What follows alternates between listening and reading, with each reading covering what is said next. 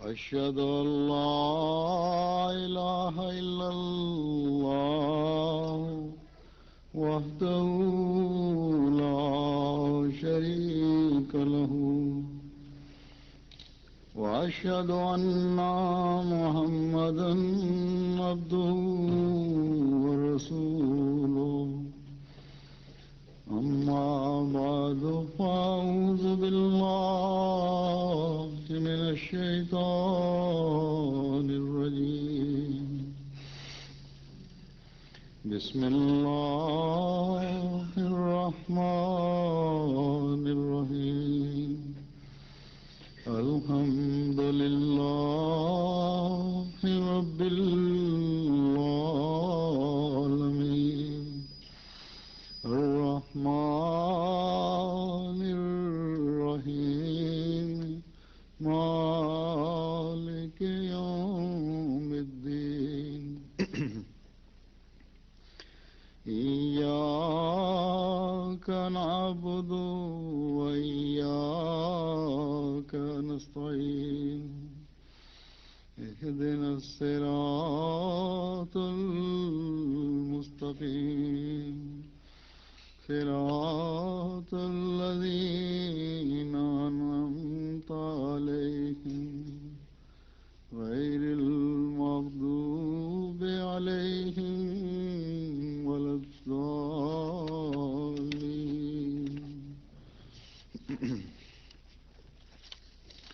ومن أحسن قولا ممن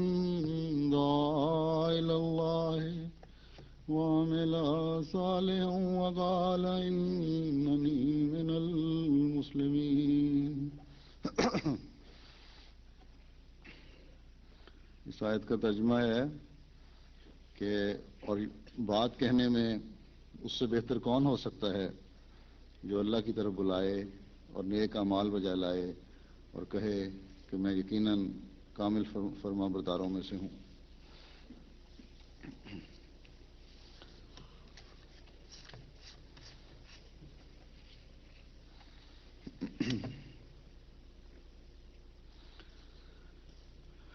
اللہ تعالیٰ کو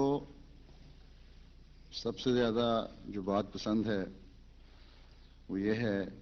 کہ اس کی مخلوق شیطان کے چنگل سے نکل کر اس کی عبادت بجا لانے والی ہو. باوجود اس کے کہ اللہ تعالیٰ نے شیطان کو کھلی چھٹی دے دی کہ ٹھیک ہے تم میرے بندوں کو برگلانے کی کوشش کرنا چاہتے ہو تو کرتے رہو، ان کو نیکی کی راہ سے ہٹانے کی کوشش کرنا چاہتے ہو تو کرتے رہو، لیکن ساتھ یہ فرما دیا کہ میرے بندے جو نیکی پر قائم رہیں گے اور ان کو نیکی پر قائم رکھنے کے لیے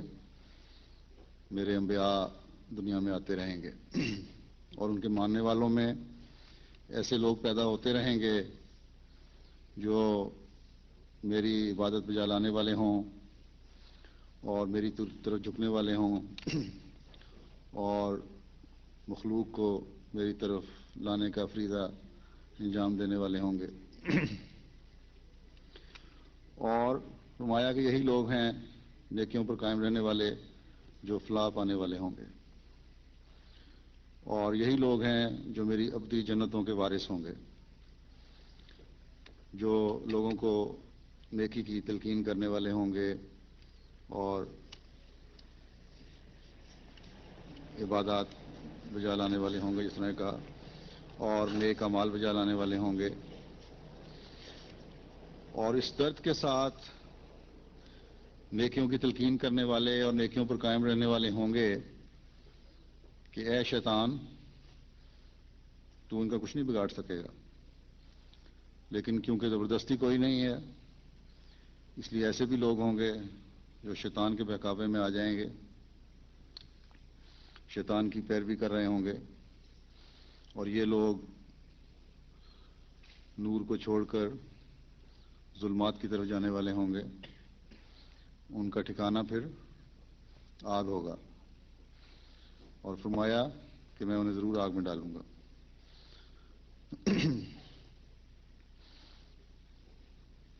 تو یہ دو قسم کے گروہ ہیں، ایک اللہ کی عبادت کرنے والے، ایک شیطان کے بہکاوے میں آنے والے۔ اور اللہ کی عبادت کرنے والے وہ ہیں جو درد کے ساتھ لوگوں کو بھی اللہ کی طرف بلاتے ہیں۔ اللہ تعالیٰ نے ہم احمدیوں پر یہ انعام اور احسان بھی فرمایا ہے کہ اس نے ہمیں اس گروہ میں شامل ہونے کی توفیق عطا فرمائی جو تمام انبیاء پر یقین رکھنے والا اور ان پر ایمان لانے والا ہے۔ اور سب سے بڑھ کر یہ کہ ہادی کامل حضرت محمد مصطفیٰ صلی اللہ علیہ وسلم کی امت میں شامل فرمایا، اور پھر یہ بھی انعام فرمایا کہ اس ہادی کامل صلی اللہ علیہ وسلم کے عاشق صادق اور عاشق کامل علیہ السلام کی جماعت میں بھی شامل فرما دیا۔ اور اس لحاظ سے ہم اپنے آپ کو جتنا بھی خوش قسمت سمجھیں کم ہے، اور اس احسان پر اللہ تعالیٰ کا جتنا بھی شکر ادا کریں کم ہے۔ لیکن واضح ہو کہ یہ اللہ تعالیٰ کا یہ احسان ہم پر ایک ذمہ داری بھی ڈالتا ہے کہ جس قیمتی خزانے کو تم نے حاصل کیا ہے، جس لالے بے بہا کو تم نے پا لیا ہے، اس کو اپنے تک ہی محدود نہیں رکھنا، بلکہ اس خزانے کو اور ان خزائن کو جو ہزاروں سال سے مدفون تھے، ان خزانوں کو جن کو حاصل کرنے کے بعد انسان خدا تک پہنچ سکتا ہے، دوسروں تک بھی پہنچائیں، انہیں بھی شیطان کے چنگل سے آزاد کروائیں اور اللہ تعالیٰ کے عبادت گزار بندے بنائیں، اور اس حدیث پر عمل کرنے والے ہوں کہ جو تم اپنے لیے پسند کرتے ہو وہ دوسروں کے لیے بھی پسند کرو، ان کو بھی اس میں سے حصہ دو، اس خزانے کو، اس گوہر نایاب کو دبا کر ہی نہ بیٹھ جاؤ، بلکہ اس کو دنیا کے ہر شخص تک پہنچاؤ، مسلمانوں کو بھی پہنچاؤ کہ وہ بھولے بیٹھے ہیں اور اس انتظار میں ہیں کہ کب کوئی مہدی اور مسیح آتا ہے اور ان کی رہنمائی کرتا ہے، اور اسی انتظار میں وہ دجل کے نیچے دبتے چلے جا رہے ہیں اور نقصان اٹھاتے چلے جا رہے ہیں۔ ہر طرف سے ان پر سختیاں ہیں، کچھ ان کو سمجھ نہیں آ رہی کہ کیا ہو رہا ہے، یہاں تک کہ مسلمان اپنے ملکوں میں بھی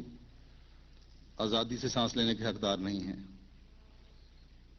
یہاں وہ بھی اپنے ملکوں میں بھی وہی کچھ کرنے پہ مجبور ہیں جو دجال ان سے کروانا چاہتا ہے۔ پھر یہ مسلمان خود غرض ملاؤں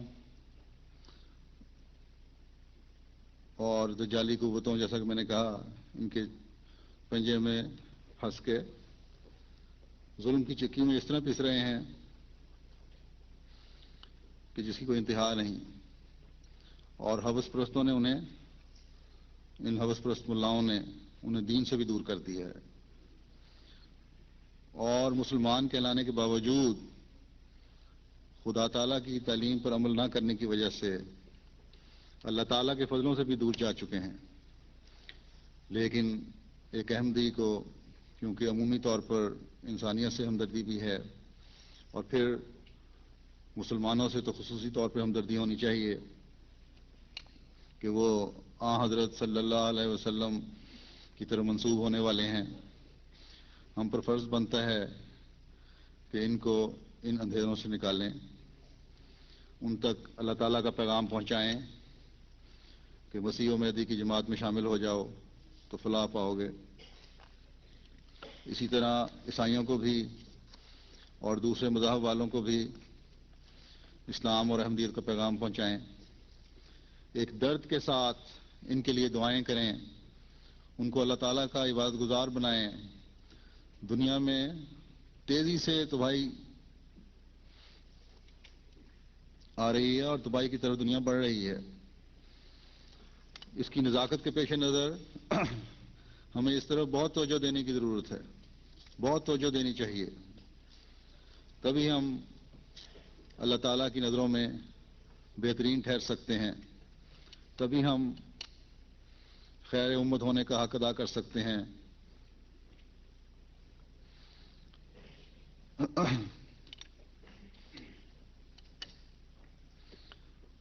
اپنی امت کے کسی شخص کے ذریعے کسی دوسرے شخص کے ہدایت پائے جانے پر آن حضرت صلی اللہ علیہ وسلم نے کس قدر خوشی کا اظہار فرمایا ہے، اس کا اندازہ اس حدیث سے ہوتا ہے۔ آپ فرماتے ہیں، حضرت سہل بن سعد روایت کرتے ہیں کہ آپ نے حضرت علی کو مخاطب کر کے فرمایا کہ بخدا تیرے ذریعے ایک آدمی کا ہدایت پا جانا تیرے لیے اعلیٰ درجہ کے سرخ اونٹوں کے مل جانے سے زیادہ بہتر ہے۔ سرخ اونٹ اس زمانے میں بڑی قدر و قیمت کی نظر سے دیکھا جاتا تھا، جس طرح اس زمانے میں بڑی بڑی کاریں ہیں یا شاید اس سے بھی زیادہ، کیونکہ اس زمانے میں سفر کا ذریعہ خاص طور پر ریگستان میں، اور وہ ریگستانی علاقہ ہی تھا، اونٹ ہی ہوتا تھا۔ تو فرمایا کہ دنیاوی لحاظ سے جو ایک اعلیٰ معیار ہے کسی انعام کا، اس سے بڑھ کر کسی کی ہدایت کا باعث بن کر، کسی کو سیدھے راستے پر لا کر تم اللہ تعالیٰ کے فضلوں اور اس کی برکتوں کے مورد ہو گئے۔ غرض کہ اللہ تعالیٰ کا پیغام پہنچانے والے کا دنیاوی نظر سے بھی کوئی مقابلہ نہیں ہے، کوئی موازنہ نہیں ہے، انسان کی سوچ سے ہی باہر ہے۔ اس لیے اس طرف بہت توجہ کریں۔ آپ لوگ جن ملکوں میں بیٹھے ہوئے ہیں،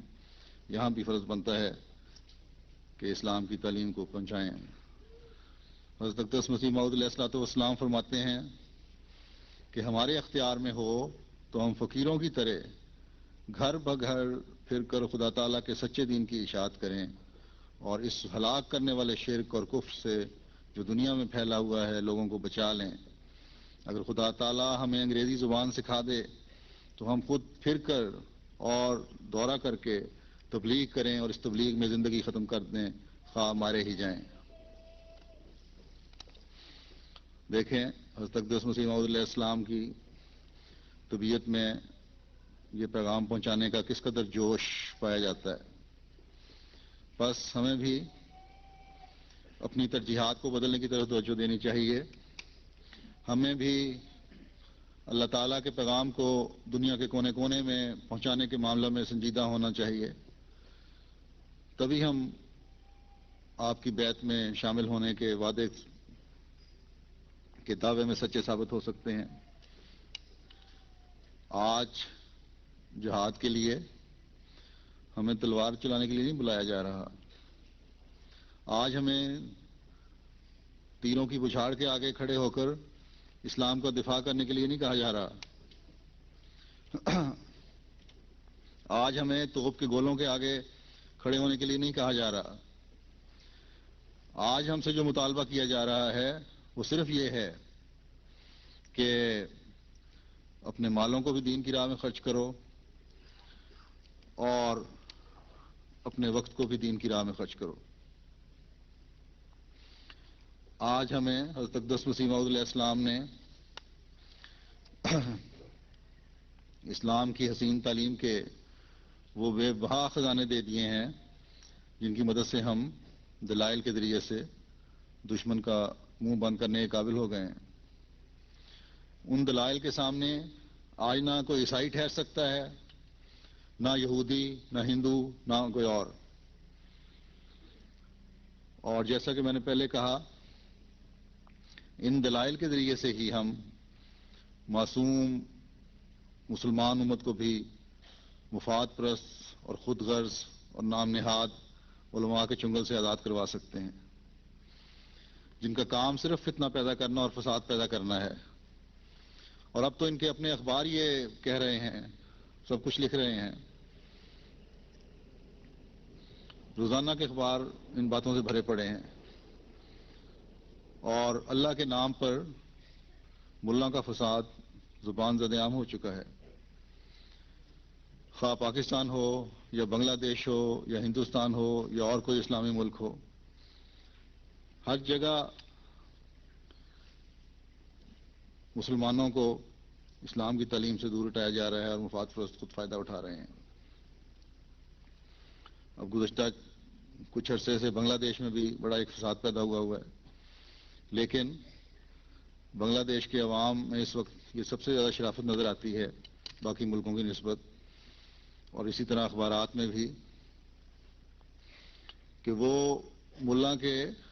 خدا کے نام پر اس فساد کے خلاف آواز اٹھا رہے ہیں۔ اللہ تعالیٰ ان کو اس کا اجر دے اور اگلا جرأت مندانہ قدم بھی اٹھانے کی توفیق دے اور ان کو اس قابل بنائے کہ اس زمانے کے امام کو بھی پہچان سکیں۔ اب تو اللہ تعالیٰ نے ہمارے لیے اپنی طرف بلانے کے لیے راستے بھی آسان کر دیے ہیں۔ آج اللہ تعالیٰ نے اپنے فضل سے ہمیں دنیا کے کونے کونے میں اپنا پیغام پہنچانے کے لیے ذریعہ اور وسیلہ بھی مہیا کر دیا ہے۔ آج مسلم ٹیلی ویژن احمدیہ کے ذریعے سے 24 گھنٹے یہی کام ہو رہا ہے، 24 گھنٹے اس کام کے لیے وقف ہیں۔ بس اگر اپنے علم میں کمی بھی ہو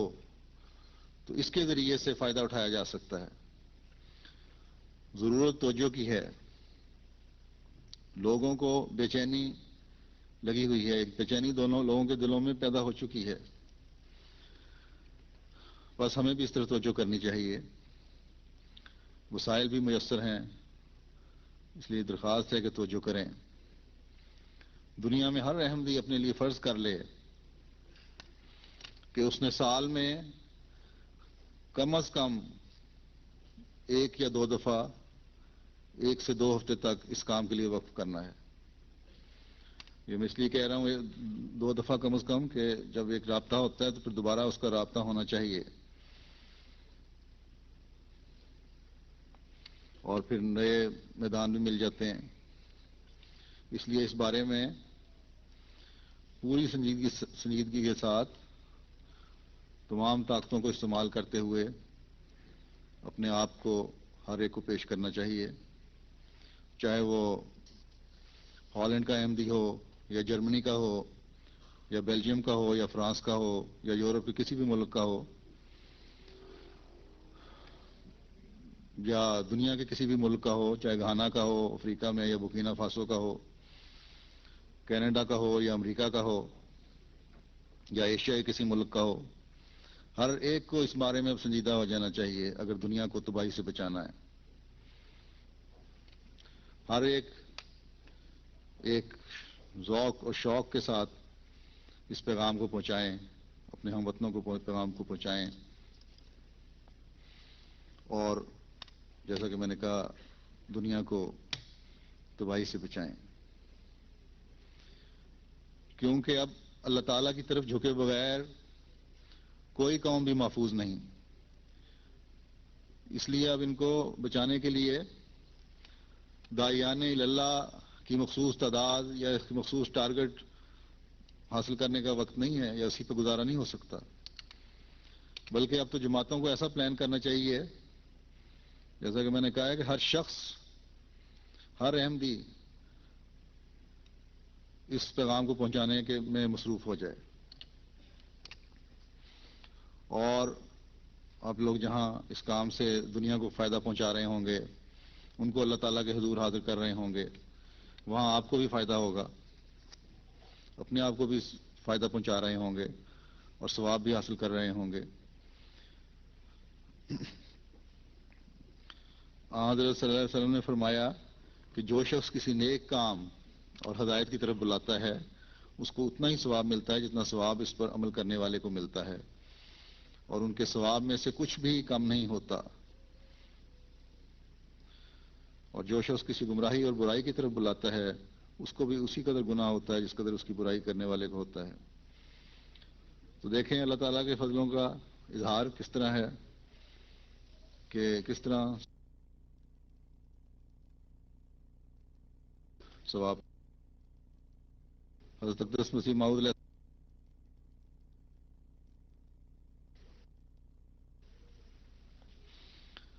کہ انسان اگر چاہتا ہے کہ اپنی عمر بڑھائے اور لمبی عمر پائے تو اس کو چاہیے کہ جہاں تک ہو سکے خالص دین کے واسطے اپنی عمر کو وقف کرے۔ یہ یاد رکھے کہ اللہ تعالیٰ سے دھوکہ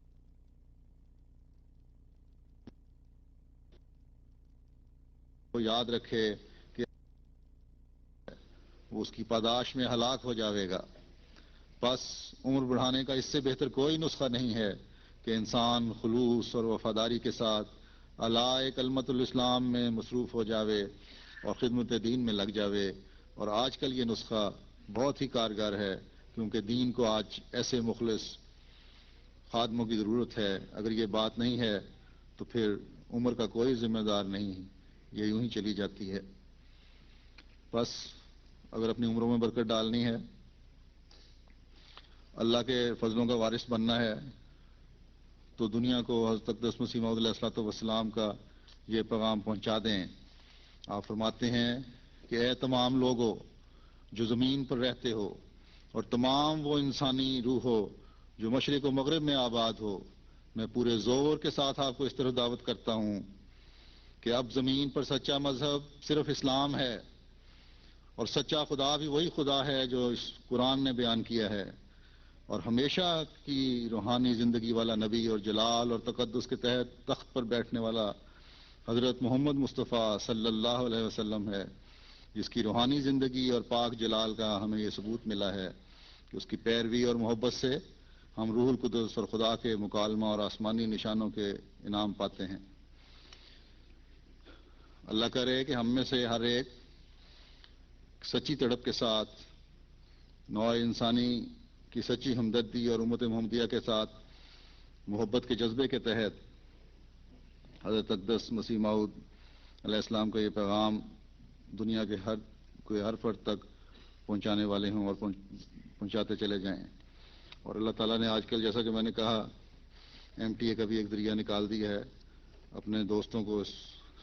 سے متعارف بھی کرانا چاہیے۔ لیکن یہ یاد رکھیں کہ پیغام پہنچانے کے، تبلیغ کرنے کے بھی کچھ طریقے سلیقے ہوتے ہیں۔ اس سچی تڑپ اور جو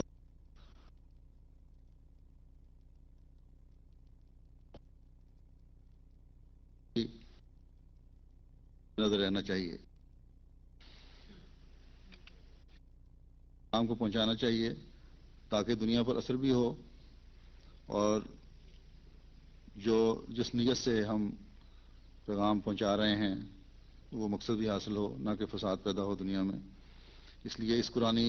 آیت کو اس معاملے میں ہمیشہ پیش نظر رکھنا چاہیے۔ فرمایا ادعو الی سبیل ربک بالحکمت والموعظۃ الحسنۃ وجادلہم باللتی ہی احسن ان ربک هو عالم بمن ضل عن سبیلہ وهو عالم بالمہتدین، یعنی اپنے رب کے راستے کی طرف حکمت کے ساتھ اور اچھی نصیحت کے ساتھ دعوت دے، اور ان سے ایسی دلیل کے ساتھ بحث کر جو بہترین ہو۔ یقیناً تیرا رب بھی اسے جو اس کے راستے سے بھٹک چکا ہو سب سے زیادہ جانتا ہے، اور وہ ہدایت پانے والوں کو بھی سب سے زیادہ علم رکھتا ہے۔ بس جو مختلف ذرائع ہیں ان کو استعمال کریں، جیسے کہ میں نے پہلے بھی کہا، لیکن مختلف لوگوں کی مختلف طبائع ہوتی ہیں، ان طبائع کے مطابق ان کو نصیحت کریں، ان کو نصیحت ہونی چاہیے، ان کو تبلیغ ہونی چاہیے۔ اگر ایسی صورت پیدا ہو جائے کہ جہاں فتنہ پیدا ہونے کا خطرہ ہو تو دعائیں کرتے ہوئے، کیونکہ اصل چیز تو دعا ہی ہے جو اللہ تعالیٰ کے فضلوں کو کھینچتی ہے، اللہ سے دعائیں کرتے ہوئے، اس سے مدد مانگتے ہوئے ایسی جگہوں سے پھر بچنا چاہیے، اٹھ جانا چاہیے عارضی طور پر۔ اور لیکن یہ نہیں ہے کہ ان لوگوں کے لیے دعائیں کرنی بند کر دیں، بلکہ ان لوگوں کی ہدایت کے لیے مسلسل اللہ تعالیٰ سے دعائیں کرتے رہنا چاہیے۔ حضرت اقدس مسیح موعود علیہ السلام فرماتے ہیں اس سلسلے میں کہ جسے نصیحت کرنی ہو اسے زبان سے کرو، ایک ہی بات ہوتی ہے، وہ ایک پیرایہ میں ادا کرنے سے ایک شخص کو دشمن بنا سکتی ہے، دوسرے پیرایے میں دوست بنا دیتی ہے۔ پس جادلہم باللتی ہے آسن کے موافق اپنا عمل درآمد رکھو، اسی طرز حکمت رکھا ہے، چنانچہ فرماتا ہے یؤتی الحکمت من یشاء۔ اور کیونکہ جیسا کہ حضرت اقدس مسیح موعود علیہ السلام نے فرمایا کہ حکمت بھی اسے میسر آتی ہے جس کے لیے اللہ تعالیٰ چاہے، اس لیے داعی اللہ کو، ایک تبلیغ کرنے والے کو اللہ تعالیٰ کے آگے بہت جھکنے والا اور اس سے ہر وقت مدد مانگنے والا ہونا چاہیے۔ جب ہم اللہ تعالیٰ کی طرف کسی کو بلا رہے ہیں تو اللہ تعالیٰ کے واسطے ہی سے یہ سب کچھ حاصل کر سکتے ہیں۔ دعوت اللہ کرنے سے پہلے بھی دعائیں کریں، اس دوران میں بھی دعائیں کریں، اور ہمیشہ بعد میں بھی دعائیں کرتے رہنا چاہیے، اور اللہ تعالیٰ کی حضوری جھکتے رہنا چاہیے، اور اس سے حکمت و دانائی اور اس کا فضل ہمیشہ طلب کرتے رہنا چاہیے۔ اور جب اس طرح کام کو شروع کریں گے تو انشاءاللہ تعالیٰ بے انتہا برکت پڑے گی۔ پھر حضرت اقدس مسیح موعود علیہ السلام فرماتے ہیں، یعنی مجادلہ حسنہ حکمت کا مطلب کیا ہے؟ فرمایا کہ اس کا مطلب مداحنت نہیں ہے، یعنی خوش آمدانہ طور پر بزدلی سے بات چھپائی جائے، یہ نہیں ہے، بلکہ حکمت کم جرت کے ساتھ بھی ہونی چاہیے۔ فرمایا کہ آیت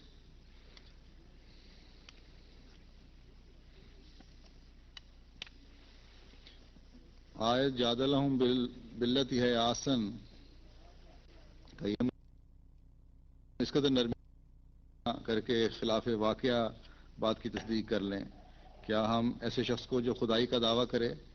اور ہمارے رسول کی پیشگوئی کے طور پر، رسول کو پیشگوئی کے طور پر کذاب قرار دے، نعوذ باللہ، نعوذ باللہ، راست باز کہہ سکتے ہیں ایسے شخص کو؟ فرمایا کیا ایسا کرنا مجادلہ حسنہ ہے؟ ہرگز نہیں، بلکہ منافقانہ سیرت اور بے ایمانی کا ایک شعبہ ہے۔ تو بعض لوگ بعض دفعہ ماحول کو ٹھنڈا کرنے کے لیے ہر بات میں ہاں میں ہاں ملا دیتے ہیں، یا کہہ دیتے ہیں کہ وقت کا تقاضا تھا، ہم سمجھتے تھے کہ اس وقت ہاں میں ہاں ملانے سے ان لوگوں کا ہمارے ساتھ ملنے کے امکانات زیادہ ہیں۔ تو یہ غلط طریق ہے، یہ بزدلی ہے، اور اللہ تعالیٰ پر توکل کی کمی ہے۔ اللہ تعالیٰ تو یہ کہتا ہے کہ دلوں کو میں نے بدل، تمہارا کام صرف پیغام پہنچانا ہے۔ اس لیے ایسے موقعوں پر بھی جرات کا اظہار کرتے ہوئے اور وہاں سے اٹھ جانا چاہیے، اور ان لوگوں کا معاملہ خدا پہ چھوڑنا چاہیے۔ پھر آپ فرماتے ہیں ایک نا حضرت علی یہ ہے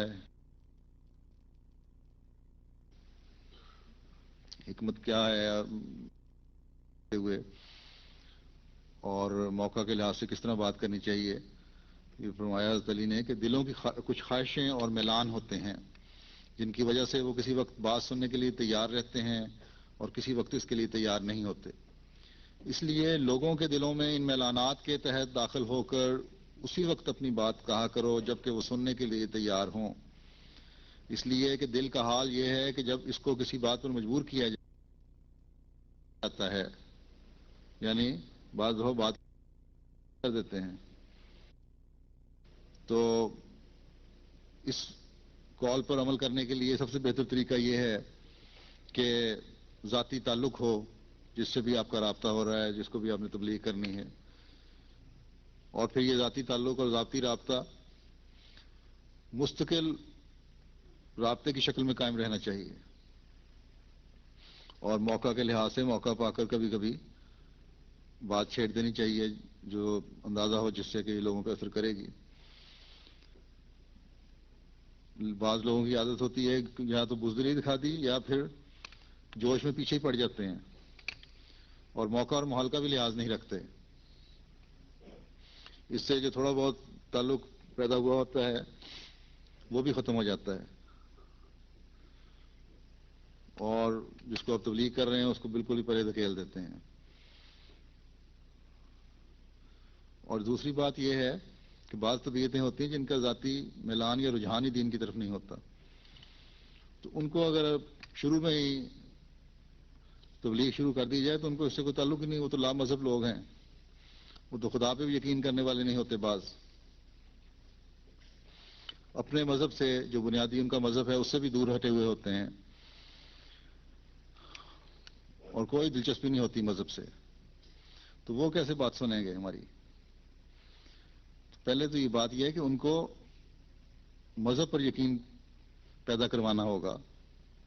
پہلے ان کو خدا کی پہچان کروانی ہوگی. جب ایک شخص جس کو آپ تبلیغ کر رہے ہیں اس پر اثر ہوگا،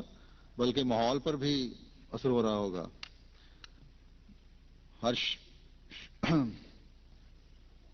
اور یہ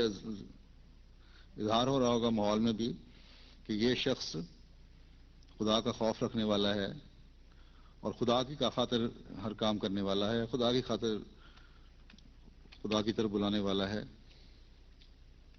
اس میں ایک درد ہے کہ خدا تعالیٰ کے بندے اس کے آگے جھکیں اور اس کا ذاتی فائدہ یا کسی ذاتی مفاد کے لیے یہ کام نہیں کر رہا.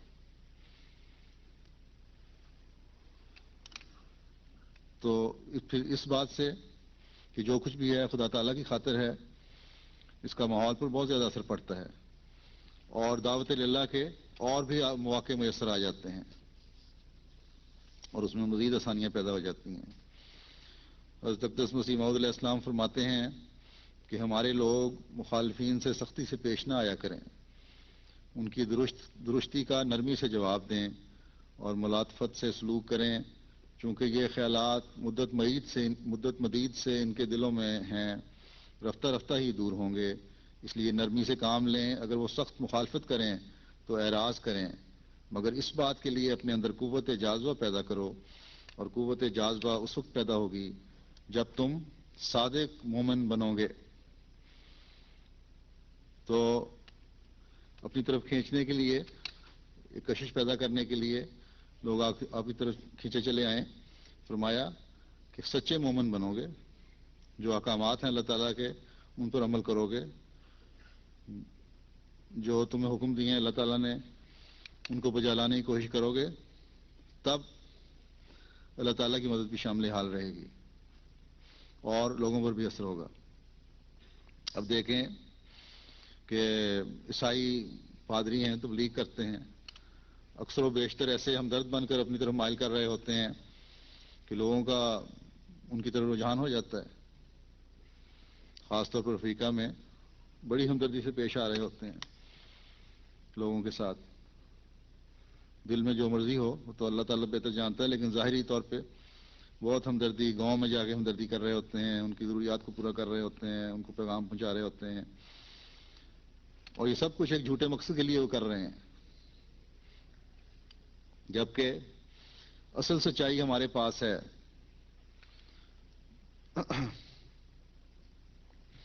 تو ہمیں تو اس طرح بہت زیادہ توجہ دینے کی ضرورت ہے، بہت زیادہ توجہ دینی چاہیے تاکہ انسانیت کو تباہی سے بچایا جا سکے.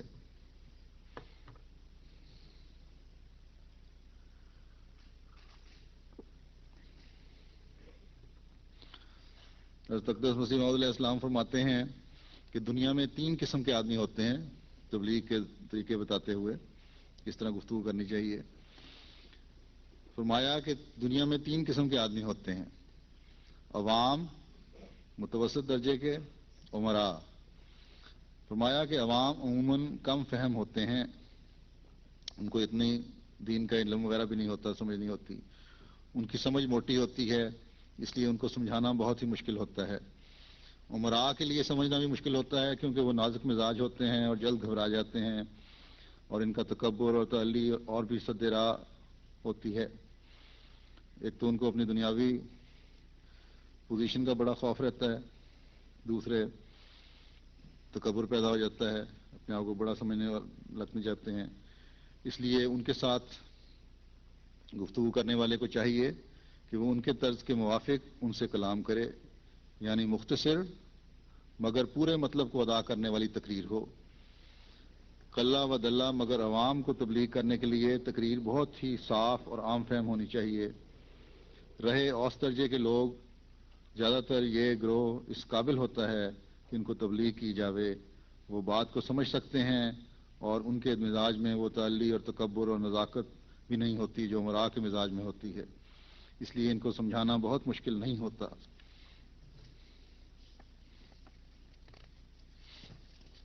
پھر آپ نے فرمایا چاہیے کہ جب کلام کرے تو سوچ کر اور مختصر کام کی بات کرے.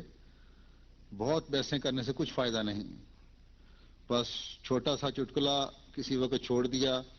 جو سیدھا کان کے اندر چلا جائے، پھر کبھی اتفاق ہو تو پھر صحیح، غرض آہستہ آہستہ پیغام حق پہنچاتا رہے اور تھکے نہیں. کیونکہ آج کل خدا کی محبت اور اس کے ساتھ تعلق کو لوگ دیوانگی سمجھتے ہیں.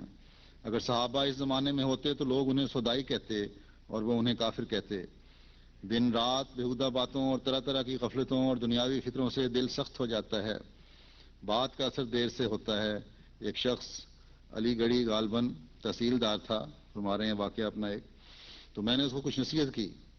وہ مجھ سے ٹھٹھا کرنے لگا، مجھے مذاق کرنے لگا. میں نے دل میں کہا میں بھی تمہارا پیچھا نہیں چھوڑوں گا.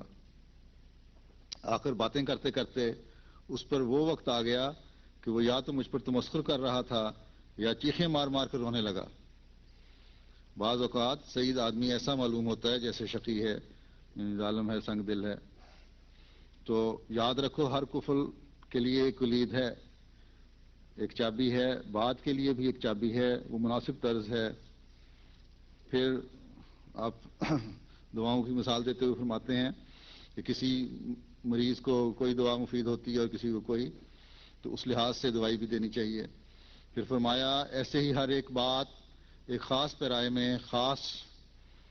شخص کے لیے مفید ہو سکتی ہے، یہ نہیں کہ سب سے یکساں بات کی جائے. بیان کرنے والے کو چاہیے کہ کسی کے برا کہنے کو برا نہ منائے، بلکہ اپنا کام کیے جائے اور تھکے نہیں. امراء کا مزاج بہت نازک ہوتا ہے اور وہ دنیا سے غافل بھی ہوتے ہیں، بہت باتیں سن بھی نہیں سکتے. انہیں کسی موقع پر کسی پیرائے میں نہایت نرمی سے نصیحت کرنی چاہیے.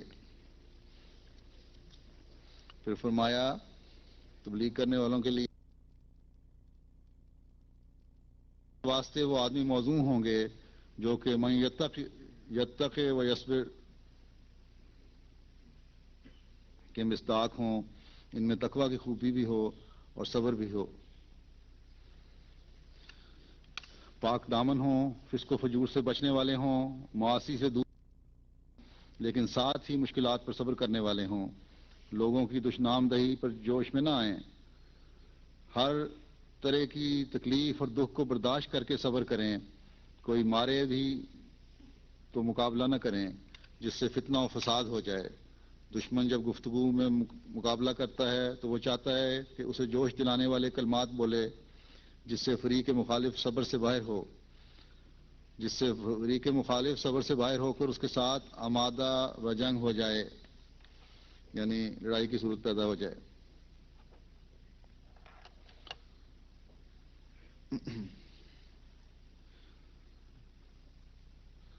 تو اس میں یہی مسلسل فرمایا حضرت مسیح موعود علیہ السلام نے کہ تھکنا نہیں۔ دعوت اللہ کا کام ایک مستقل کام ہے، ایک مستقل مزاجی سے لگے رہنے والا کام ہے، اور یہ نہیں ہے کہ ایک رابطہ کیا یا سال کے آخر میں 2 مہینے اپنے ٹارگٹ پورے کرنے کے لیے وقف دے دیے، بلکہ سارا سال اس کام پہ لگے رہنا چاہیے اور اس طرح توجہ دیتے رہنا چاہیے۔ اور جس آدمی کو آپ پکڑیں اس کا پتہ لگ جاتا ہے کس مزاج کا ہے، جو بھی آپ کے رابطے ہوتے ہیں، پھر مسلسل اس سے رابطہ ہو۔ آخر ایک وقت ایسا آئے گا یا تو آپ کو اس کو بارے میں پتہ لگ جائے گا کہ اس کا دل سخت ہے اور وہ ایسی زمین ہی نہیں جس پہ کوئی چھینٹا بارش کا اثر کر سکے، کوئی نیکی کا اثر اس پر ہو، تو اس کو تو آپ چھوڑیں۔ لیکن بہت سارے ایسے ہیں جن سے جو فائدہ اٹھا سکتے ہیں آپ سے، اس لیے اس عمل کو مسلسل جاری رہنا چاہیے اور سو نہیں جانا چاہیے کہ جی سال کے آخر میں کر لیں گے کام۔ پھر جو اللہ تعالیٰ کی طرف بلانے والے ہیں ان میں ایک بہت بڑی خوبی جس کی ضرورت ہے اور جس کے بغیر نہ جوش کام آ سکتا ہے، نہ دل میں کسی تبلیغ کے لیے کسی قسم کا کوئی شوق کام آ سکتا ہے، نہ تبلیغ کے طریقوں میں حکمت اور دانائی اور علم کام آ سکتا ہے، وہ جو سب سے ضروری چیز ہے وہ ہے عمل۔ اس لیے جو پہلی آیت میں نے تلاوت کی ہے اس میں اللہ تعالیٰ کی طرف بلانے والے کی تعریف کر کے یہ بھی فرمایا کہ صرف وہ نیکی کی طرف بلاتے ہی نہیں ہیں بلکہ نیک اعمال خود بھی بجا لانے والے ہیں، ان کے قول و فعل میں کوئی تضاد نہیں ہے۔ یہ نہیں کہ وہ خود کچھ کر رہے ہوں اور لوگوں کو کچھ کہہ رہے ہوں، اور جب ان کا قول و فعل ایک جیسا ہوگا تو تبھی وہ اللہ تعالیٰ کے حضور یہ بات کہنے کے بھی حقدار ہوں گے کہ ہم کامل فرما برداروں میں سے ہیں۔ تو اللہ تعالیٰ تو غیب کا علم جانتا ہے، وہ تو ہمارے سینوں میں چھپی ہوئی باتوں کو خوب علم رکھتا ہے، ہر بات اس کے علم میں ہے۔ اگر ہمارے قول و فعل میں تضاد ہوگا تو وہ فرمائے گا کہ تم جھوٹ بولتے ہو، تم کامل فرما برداروں میں نہیں ہو، کیونکہ تمہارے قول و فعل میں تضاد ہے، کہتے کچھ ہو کرتے کچھ ہو۔ اس لیے ایمان لانے والوں کو دوسری جگہ اللہ تعالیٰ نے یہ نصیحت فرمائی کہ یا ایھا الذین آمنوا لما تقولون ما لا تفعلون کبر مقتا عند اللہ ان تقولوا ما لا تفعلون، کہ اے وہ لوگو جو ایمان لائے ہو تم کیوں وہ کہتے ہو جو کرتے نہیں۔ اللہ کے نزدیک یہ بہت بڑا گناہ ہے کہ تم وہ کہو جو تم کرتے نہیں۔ تو اللہ تعالیٰ کو تو دھوکہ نہیں دیا جا سکتا، لوگوں کی آنکھوں میں تو دھول جھونکی جا سکتی ہے، اپنی ظاہری پاکیزگی کا اظہار کر کے لوگوں سے تو واہ واہ کروائی جا سکتی ہے۔ لوگوں کو تو علم نہیں ہوتا، نیکی کا ظاہری تاثر لے کر وہ کسی کو عہدیدار بنانے کے لیے ووٹ بھی دے دیتے ہیں اور عہدیدار بن بھی جاتے ہیں۔ پھر بڑھ بڑھ کر دائیان میں اپنے نام بھی لکھوا لیتے ہیں، لیکن اس کا فائدہ کیا ہوگا؟ کیونکہ تمہارے قول و فعل میں تضاد ہوگا، اس وجہ سے تم اللہ تعالیٰ کی نگاہ میں گناہ گار ہوگے، فائدہ کی بجائے الٹا نقصان ہے۔ اس لیے اپنا محاسبہ کرتے رہنا چاہیے ہر ایک کو کہ برکتیں بھی کام میں اس وقت پڑتی ہیں جب نیتیں صاف ہوں۔ انما الاعمال بالنیات۔ حضرت اقدس مسیح موعود علیہ السلام فرماتے ہیں کہ اسلام کی حفاظت اور سچائی کے ظاہر کرنے کے لیے سب سے اول تو وہ پہلو ہے کہ تم سچے مسلمانوں کا نمونہ بن کر دکھاؤ، اور دوسرا پہلو یہ ہے کہ اس کی خوبیوں اور کمالات کو دنیا میں پھیلاؤ۔ تو ہر داعی اللہ کو، ہر تبلیغ کرنے والے کو، ہر واقف زندگی کو، ہر عہدیدار کو، اور کیونکہ دنیا کی نظر ایک جماعت کی حیثیت سے جماعت کے ہر فرد پر ہے، اس لیے ہر احمدی کو، خواہ وہ مرد ہو یا عورت، بچہ ہو یا بوڑھا، ایک نمونہ بننے کی کوشش کرنی چاہیے تاکہ اللہ تعالیٰ دعوت اللہ کے میدان میں بھی ہماری مدد فرمائے اور ہماری زندگیوں میں بھی اس کے فضل کے اظہار ظاہر ہوں۔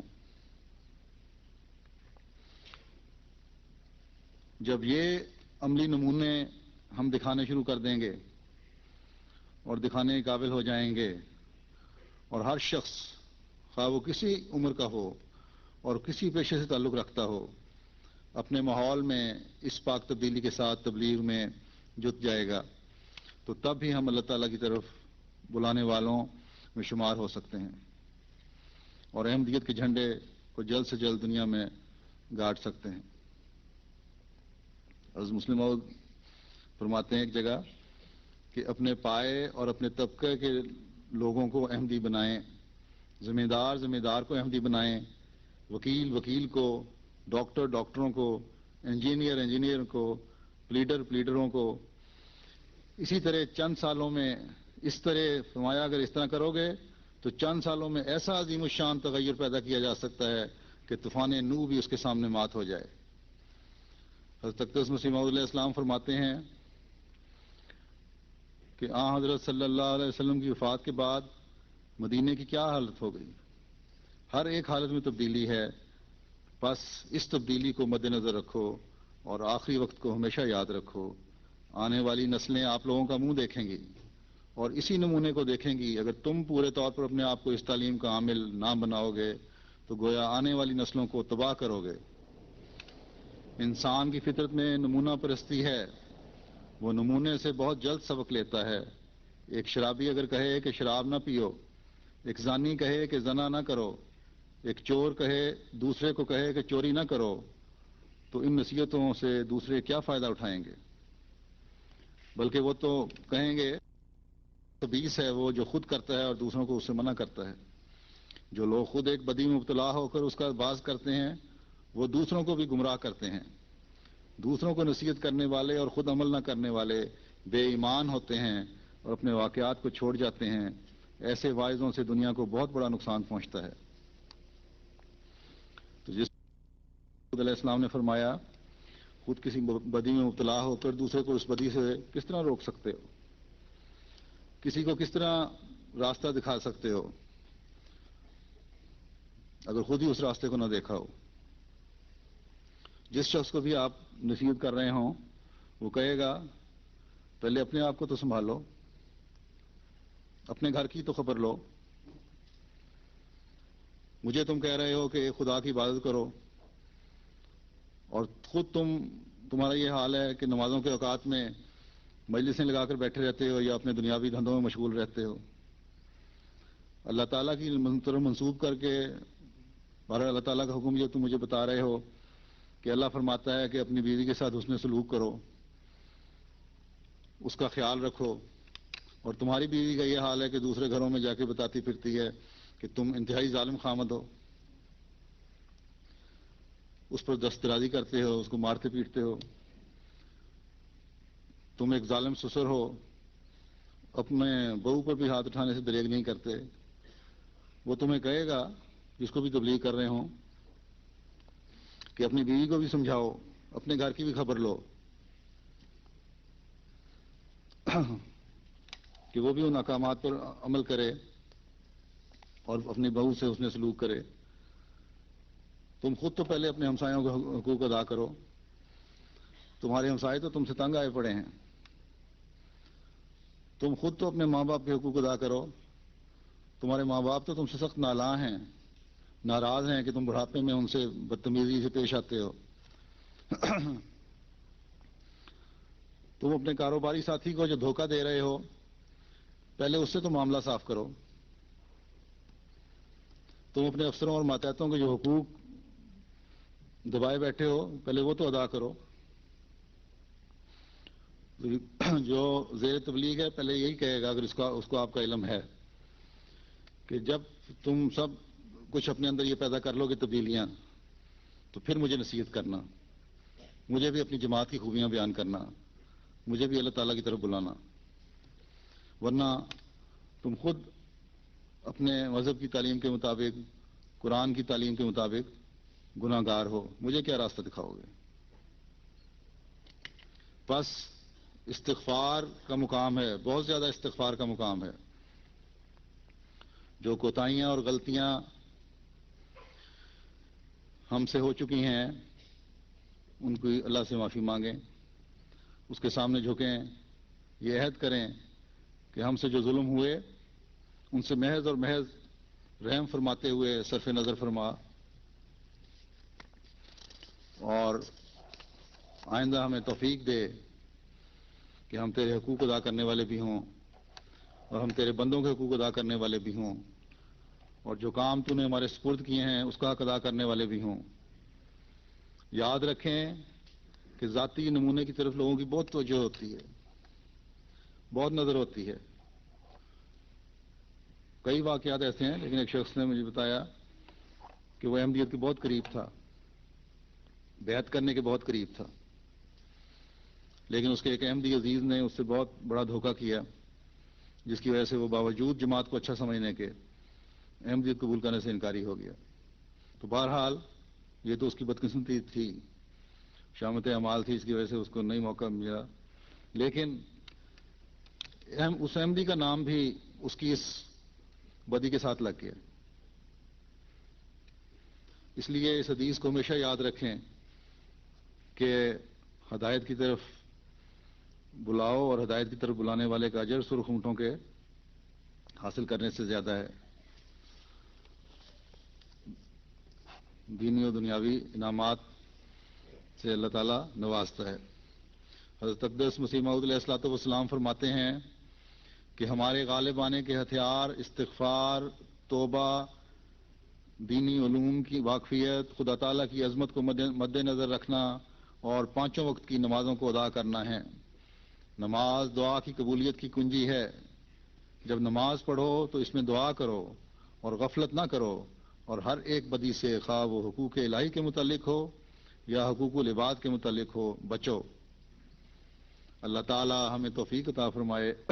کہ اپنی ذمہ داریوں کو سمجھیں، عہد بیت کو نبھانے والے بنیں، اسلام کی خوبصورت تعلیم کو اپنے اوپر بھی لاگو کریں اور دنیا کو پہنچانے والے بھی ہوں، اور جلد سے جلد اسلام کا غلبہ ہم اپنی آنکھوں کے سامنے دیکھ سکیں، آنکھوں سے دیکھ سکیں. آمین.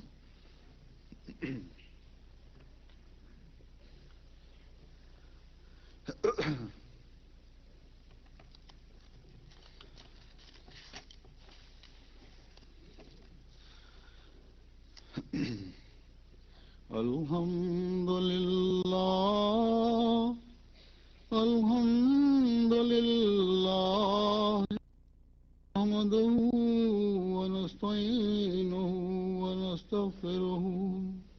ونؤمن به ونتوکل علیہ ونعوذ باللہ من شرور انفسنا ومن سیئات اعمالنا، من يهده الله فلا مضل له ولا هادي له، ونشهد أن لا إله إلا الله،